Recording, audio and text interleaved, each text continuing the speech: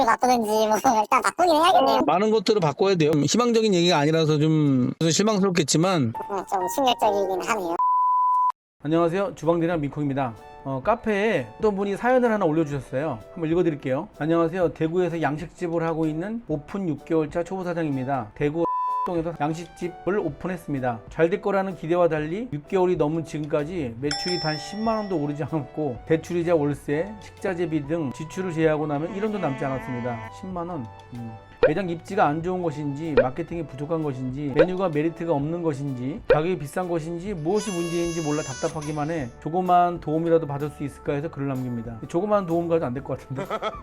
일단 이렇게 연락을 주셔서 통화를 한번 하게 됐는데 들어보실까요? 여보세요? 네, 안녕하세요 민콩님. 전화 안 하세요 지금? 네네. 상황이 좀 안 좋으세요? 4월달에 정식 오픈을 했고요. 지금 6개월가량 됐는데 매출이 하루에 한 10만원? 안 나올 때는 한 며칠 연속으로 아예 0원일 때도 있고요. 그 메뉴가 파스타라고 그랬나요? 네, 파스타를 위주로 하고 뭐 스테이크도 팔고요. 시그니처 메뉴가 단가가 얼마예요? 시그니처 메뉴 같은 경우에는 18,000원이고요. 다른 메뉴들 같은 경우는 한 15,000원. 스테이크는 얼마예요? 스테이크는 3만원이요. 3만원. 홀에는 알바가 있고요? 아니요, 지금 저 혼자입니다. 사장님은 그러면 그거를 지금 어떻게 하고 싶으신 거예요? 일단 요거를 좀 알려가지고 어떻게든 매출을 좀 올리려고 하거든요. 아무래도 지금 뭐 하루에 10만원 이렇게 팔아가지고는 남는 것도 없고 이래가지고요. 요리사 출신이세요? 네, 원래 계속 요리를 했던 사람이고. 요리 얼마나 했어요? 15년 정도요? 양식? 거의 양식으로요. 영상 중에 아마 그런 내용이 있었을 거예요. 양식하면 안 된다고. 아시죠? 본 적 있죠? 네, 본 적 있어요. 내가 볼 때는 그걸 마케팅해도 될 문제는 아니에요. 제가 볼 때는 어려울 거예요, 마케팅해도. 왜냐면 양식 자체의 특성이 있기 때문에. 그리고 지금 그걸 극복하고 싶다면 반드시 서빙이 있었어야 돼요. 서빙을 빼는 순간 그 업종을 접겠다는 생각이랑 마찬가지예요. 왜냐면은 서비스 일부를 확 빼버렸기 때문에 그냥 뭐 백반집이나 쌀국수집이면은 그냥 셀프로 먹어라 하지만 18,000원짜리 파스타 먹는데 주방장이 막 허겁지겁 나와가지고 서빙한다는 자체가 그런 문제가 되게 심각한 문제예요, 지금 거기서는. 저 같으면은 스테이크를 빼버리고 파스타로 하거나 아니면 그 양식 쪽에 좀 약간 특화된 메뉴를 하든 그렇게 해야 좀 살아날 것 같아요. 일단 상호도 잘못됐어요. 상호가 뭐 하는 데인지 모르잖아. 복합적인 문제들 때문에 아예 매출이 안 나는 거예요. 스킬이 좋으신 분이니 그런 조리 스킬이 있으면 그런 양식으로 폼나는 걸 할 게 아니라 손님한테 많이 팔 수 있는 메뉴를 해야지. 양식 장점 있잖아요. 뭐 돈가스라든가 비프가스 같은 거 이런 것들도 사실은 레트로한 메뉴니까 그런 거 하는 게 훨씬 낫잖아요. 양식을 하려면 정말 기반 시설이 훨씬 좋아야 돼요. 메뉴를 변경할 수 없다면 아예 금액을 낮추거나 이렇게 해야겠네요.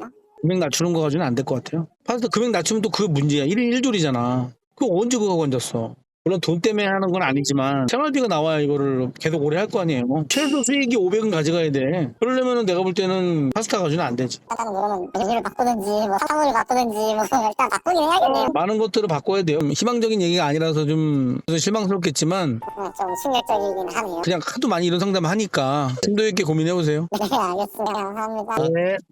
제가 통화를 이렇게 마치고 났는데 그 상황이 좀 이렇게 자세하게 들을 수 있는 상황이 아니었었던 것 같아요. 그래서 해답만 딱 주려고 했는데 사실 그 좀 너무 냉혹하게 대답을 한 게 아닌가. 제가 또 이렇게 직설적으로 말하는 스타일이라서 묵자르듯이 탁 잘라서 말한 게 아닌가 싶어 너무 마음이 좀 안 좋았어요. 그래서 그날 저녁인가 다음날에 제가 전화를 다시 한번 했죠. 그래도 좀 더 자세한 솔루션을 드리려고 통화를 해봤습니다.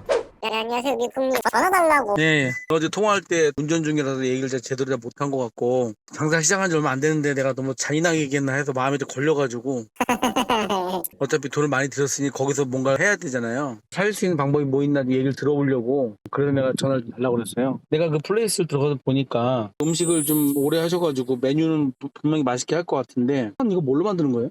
또띠아예요. 아, 또띠아로 있어 보이긴 한다. 근데 뭔데 이렇게 46,000원씩이나 이게? 아, 그거는 세트입니다. 스테이크랑 같이 해가지고 세트 메뉴고요. 일단 플레이스에 제일 높이 있는 게 가격이 제일 높으면 그 집 가게의 음식이 그렇게 비싸다고 또 인지해버려요. 그거를 조금 밑으로 내리고 파스타가 맨 위로 가고 가격을 조금 양보해야 될 것 같아요. 중고 가격이라고 그래가지고 일반적인 가격에 대해서 고민해봐야 되거든요. 김밥 하면 얼마나 딱 떠올라요? 김밥 하면.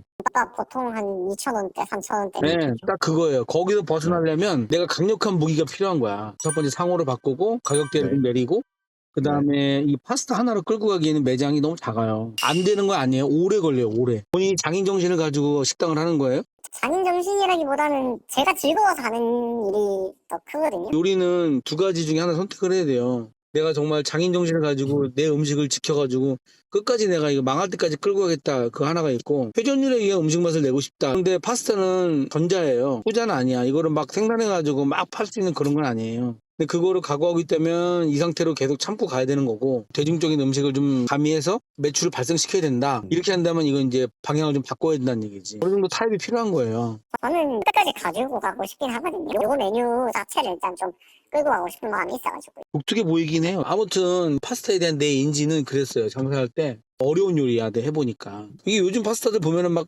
10,000원 이하 때들은 그냥 소스에 버무려서 주는 거야, 내가 볼 때는. 네, 그렇죠. 싸구려 파스타에 대한 그 입맛을 사람들이 가지고 있기 때문에 18,000원 파스타의 맛을 잘 몰라요, 사람들이. 그런 약점이 있어. 맨날 내가 하는 소리지만 1억 넘게 들었는데 홀서빙 알바라도 둬가지고 1,000만 원 더 드린다 생각하자. 그렇게 해서 영업해야 돼요. 그것도 내가 투자하는 금액 중에 하나야. 네. 손님 없다고 수익 안 난다고 사람 빼면 안 돼요. 식당에는 최소 인원이라는 게 있어. 거기서 손을 대면 걔는 이제 그때부터 문 닫는다고 마음 먹어야 돼. 무슨 말인지 아셨죠? 네. 장인 정신을 가지고 하시는 분이니까 그런 마음이 무슨 말인지 알거든요. 세게 말한 건 본인을 위해서 말한 거예요. 꼭 가서 먹으러 갈게요. 네, 감사합니다. 네네, 화이팅 하세요.